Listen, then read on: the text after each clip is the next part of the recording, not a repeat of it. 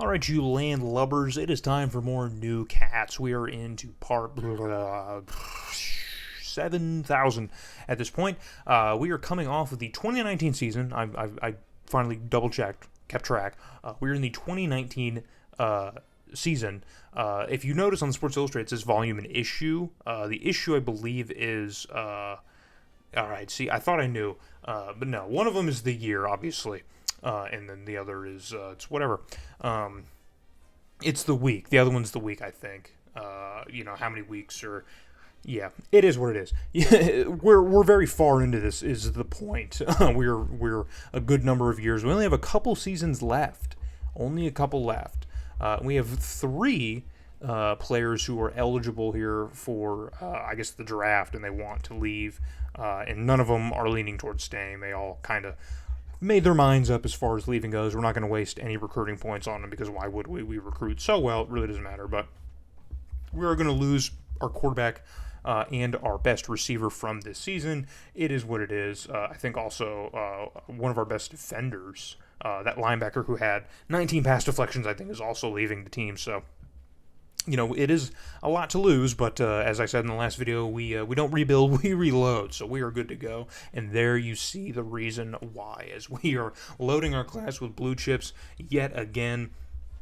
Because that's all we do here, baby. That's it, bro. Evanston, Illinois is now the breeding ground for NFL talent. That's where you go if you wanna. We are the Alabama of this dynasty. If you want to be anything in the NFL, you're gonna have to come here. So UAB, who was third in recruiting, comes up at number one, and looky there, we finally drop in recruiting to 4. Now that is the first time since 2011 that we are not first in recruiting. So for the 2020 season, we are here at 4th, so that breaks up a streak of 1, 2, 3, 4, 5, 6, 7, 8, 9 straight seasons of being number 1 in recruiting. So Rice, who was second last year, comes in at 22, and then Kent State rounds things out at 25. So there you saw the top 25. I mean, that's weird, man. Are things changing? Are we getting worse? Am I losing my touch? I think it was more so. I think I've said it before. I might have said it in the Louisiana Monroe dynasty, that I kind of get away from recruiting just to recruit, like once you reach a point and like the team doesn't really have a ton of needs and you have so many good guys on your team, there's just not really much of a point to waste time clicking through the screens and trying to get guys, And since our dynasty's kind of coming to a close, at the time I was recording this, it was just kind of like, dude, let's just get through these seasons. I already have the best team in the game. Like, there's nothing more I can do. I just have to hope the sim is nice to me during the regular season. And it rarely is, as you saw. Really, in the last 2 years, it hasn't been nice to us. So, but that's really kind of the mentality. As we get closer and closer to the finish line, we still have a ton of great guys all over the team. As you saw, we have a 99 overall center. He was like a breakthrough in training. So, but yeah, here's how the team is stacking up here. Some of these positions maybe aren't as high as you'd hope. I mean, like receiving, only have an 88 receiver as your top receiver. That's kind of, that's kind of brutal. And even with the quarterback and the running back, but we still are effective, regardless. But the numbers are slowly starting to get a little bit lower as we're losing a little bit of the touch here. But I still have no doubt that we're the best team in the Big Ten. There's really not much, not much you can say against that, even though we lost the Big Ten last year. I know, because our one loss, as we went 7-1, our one loss was to Wisconsin. So, which again really frustrates me. We have to do everything in our power to not lose those games this year, because I do not want to play for another Capital One bowl. I'm sick and tired of playing those low stakes bowl games. So we haven't seen any bowl game gameplay because I'm only showing the big ones. If we're playing for a national title, that's the only bowl games I'm including at this point, because those are the only ones that matter at this point. Really, we've won like 8 bowl games in a row, so it really does not matter unless we're playing for a national title game. So. We're moving now into the 2020 season. No COVID to speak of, so we're okay. You do not need to wear a mask to watch the rest of this video. Everything's going to be fine. Our bye weeks are sandwiched at the beginning and end of the season, so looks like it's going to be 12 straight games. So we're starting off against South Carolina, and we dropped 51 on the Gamecocks and win. I think this is a repeat of one of our schedules from earlier in the dynasty, really. But we are number 2 in the nation going into this year. We dropped 66 points on Utah, and they only put up 6. Ooh, watch out. That's a dangerous score right there. as we travel now out to Washington State to play Washington State, and we drop another 60 points on the Cougars' heads. But they rack up 31 points, so it's fine. And then at home now against Ohio State, who is not off to the best start to their season here. They're struggling to stay in the top 25, and we beat them and make it even harder for them. And then we travel to Minneapolis and drop 55 on the Golden Gophers, who are struggling again this year, and Indiana, who is just permanently bad, I guess, for some reason. They're just awful for the rest of the time. Another one-win Indiana team that we were facing off here, and another one-win team in San Jose State. So 3 one-win teams in a row, and we come up big in all of them. So off to another 7-0 start, and this time we do not falter to the Wisconsin Badgers. It is another shootout, another close game, but we come up big, and they already have 3 losses on the year, so they're not going to take the title from us. It looks like the Big Ten is a lock for us here, unless maybe Michigan is good, but we're going to find out here pretty soon as we beat the Boilermakers for probably like the 6th straight year now. It's been a decade since we lost to them, and we again drop 69 points, another massive offensive explosion on the Nittany Lions' heads, this time on the road, so they can take that. And Michigan's having a terrible year. They are 500, and we do not make it any easier for them as we beat them 51-10 in the Big House.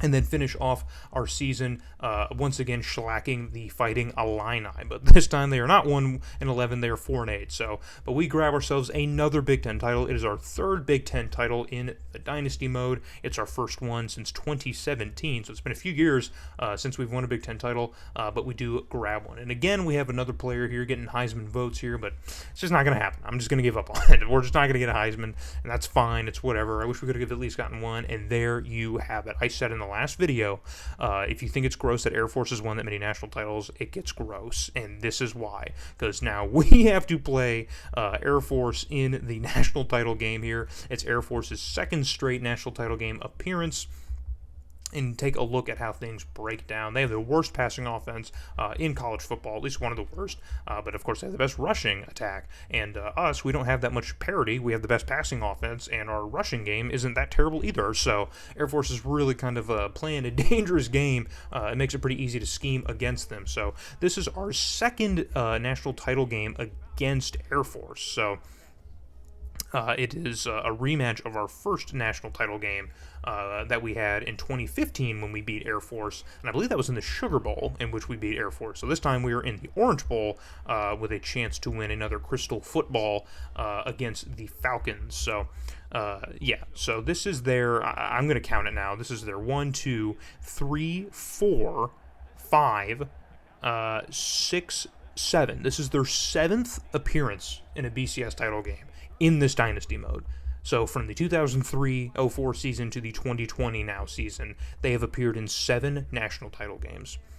I'm sure that makes you mad. It certainly makes me mad, but I'm going to take out my revenge on the Falcons in the Orange Bowl right now, which we are going to include in this video. We get a good bit of gameplay. It's been a few episodes since we had some gameplay, but we finally get some here as we are playing for our shot at our 3rd national title in the game. So let's get things rolling here. It is 1st and 10 late in the first quarter. Presumably we have exchanged the ball a couple times here. It's a fake handoff. Our running back picks up a nice block, and we get this one out to our receiver, who hauls this one in and is brought down at about the 5-yard line. So we are cooking here, knocking on Air Force's door here. It's 1st and goal. We're in shotgun formation. Quarterback's going to drop back and step up into the pocket, and he's going to find looks like a tight end who makes the catch here right on the goal line, and he cannot fall forward. So it's going to be 2nd and goal now. We're going to pitch this one out to the running back, who picks up a nice block. It's a nice block, and cuts inside to get into the end zone for the first points of the Orange Bowl, as we are going to take now a 6, potentially 7-point lead over the Air Force Falcons. And that's all she wrote here for the first quarter. So holding on to a nice lead here. We just have to wait for running here, but we have a punt play, special teams play. So what kind of trickery or chicanery is going to happen on this play? And it is another muffed punt. I believe they muffed a punt, Air Force muffed a punt in the 2015 Sugar Bowl that we won. So remember, that game had like 9 turnovers, so hopefully that doesn't happen again. as we go out to the flat here and find an open man who's going to cut up field and get a nice pickup here and get brought down at about the 10-yard line. So once again, we have prime positioning here to add to our lead against Air Force off of that muffed punt. So I don't know what their problem is when it comes to fielding punts here. They're really good at running the football, and you can't really get an opportunity to run the football if you can't even, get the football. So 3rd and 10 now is what we're going to cut to, as we are potentially facing a field goal if we cannot convert an all-day to throw, and it's a screen pass, and that one just kind of falls apart pretty quickly. It was kind of a gross screen pass. It might have been a receiver screen. I don't know. It was a really bad play regardless.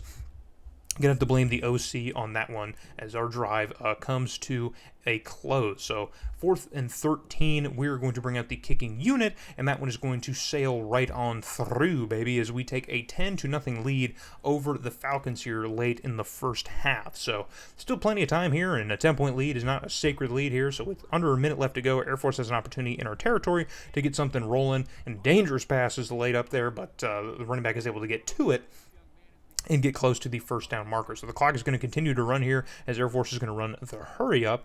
They might want to spike it. I'm not sure if they have timeouts or anything, but they're just going to run a play here, and it's off. It's bulleted to the right side of the field, and there's an open Falcon there to receive it, and it is a first down for Air Force. And the clock is going to stop as they reset on the first down, but we're going to continue to run it here. In under 20 seconds, Air Force is trying to get into the end zone. It's another throw to the right side, and it's another open Falcon, and he shakes off a tackle and gets brought down past the first down marker. So Air Force is now here in prime positioning, and the clock is stopping again for the fresh set of downs, but they only have 12 seconds here, and it's going to start rolling now. So they need to get in, and probably one play here, as they are just burning time. They could easily just spike it or call timeout or something here to get the field goal, but they want the touchdown, and they're not going to get it as Air Force's quarterback finds a Northwestern defender who hauls it in for an interception in the end zone with just 1 second left to go, and that is going to do it for the first half as Air Force's big offensive explosion at the end of the second quarter comes up empty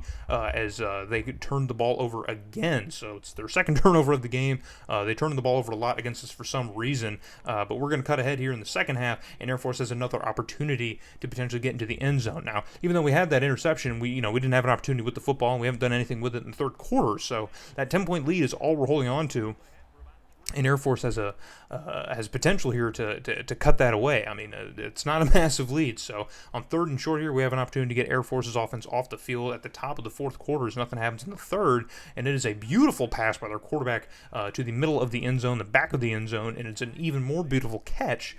So Air Force finally answers back to us Wildcats as they add a touchdown to their tally for the day. So we absolutely blew out Air Force in the Sugar Bowl some years ago, but this situation is a little bit different. So just a minute later, we are able to flip the field on offense. We finally get something rolling here, and we have an opportunity to score, but our quarterback's now laying up some dimes to the opposing team's defense. So, and that's his second interception today. So Air Force's defense is really kind of racking things up here, and I've kind of cut that out. But on the very next play, we immediately get into the backfield. The pressure is on to Air Force's quarterback, and we bring him down in the end zone here. But they're going to rule that he was down, I guess, just outside here, about the 1-inch yard line. So 2nd and 17, we have an opportunity here to pick up maybe 2 points, and they're going to go with a handoff, and the running back cannot get out of the end zone, and he's brought down. So we do capitalize on a potential safety situation, and now we're going to look at the kick here as our lead now increases to an awkward number. This has to be a scoregami, I think, but our return man's going to bounce outside, and there's nobody on the outside. He's going to stick out the stiff arm, but no one's going to challenge him, and he is gone off the punt, off the safety punt. I can't believe it. So not only, I mean, look at that, longest punt return. Oh, gross, the record there. That's gross. So not only do we pick up a safety, which we haven't had too many of this in this series, it might be the first one, I can't remember, but we also get a kick return. So I don't think I've even shown a kick return in this series. But yeah, man, it's a humongous turn of events. So we turn the ball over on offense in the red zone, and we followed it up with 9 straight points. But that is going to end the game. as we win ourselves our third national title. We win the COVID national title. That's what I'm going to call it, even though COVID's not real in this version, in this world, in this game world. But we do win our third national title. It is our second against the Air Force Falcons. We are doing our part by preventing Air Force from winning even more national title games. I'm doing God's work out here. So we win the Orange Bowl. And in the next video, we'll cover all the stats and everything. So hope to see you guys there as we are now champions.